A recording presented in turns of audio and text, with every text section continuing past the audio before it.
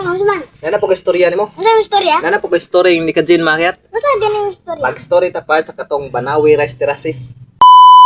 Tamna na nilang humay kanang Banawi Rice Terraces.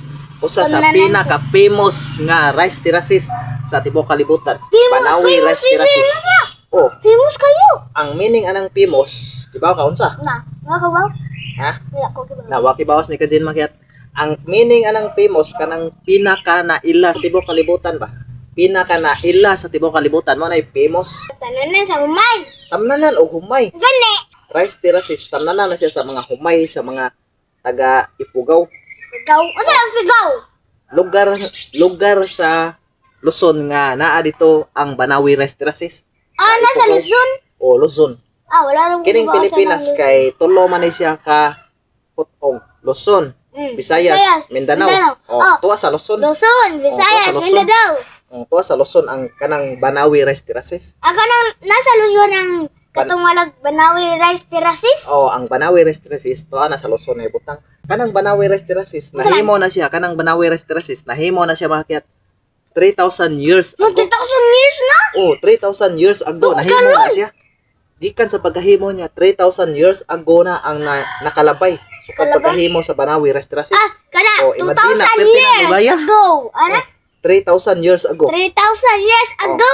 3,000 years ago na ang nakalabay sukad paghimo sa Banawi Rice Terraces. Duga na Ang kayo. naghimo na mga ancient people dito sa Ipugaw. Ancient people, katong nagkuhan ka Dito na, sa Banawi Rice Terraces katong karang walang mga kuwan ba? Ipugaw nun ba? katong wala pa sa nina ang mga tao. O katong mga tao pag gani sa una nga magsulob pag ka ng mga panit sa kahoy. Pare sa O ka ng kahoy. mga panit sa animals. Mo na ilang himong sanina kay wala pa may sanina ato. Wala na sila sa nina. Pwede sa may mo ng ang dahon may mong sa nina. O kana mga dahon ila sa nahimong sanina. Pero ibuong ka nganong nahimo na nila ang Banawi Rice Terraces nga kadako ana bukid na siya, bukid dako kay. Hindi ra? O dako pa nga bukid ana nya din ilang gihimong hagdan-hagdan palayan. Ihimon lang hagdan-hagdan para makatanom sila kumay.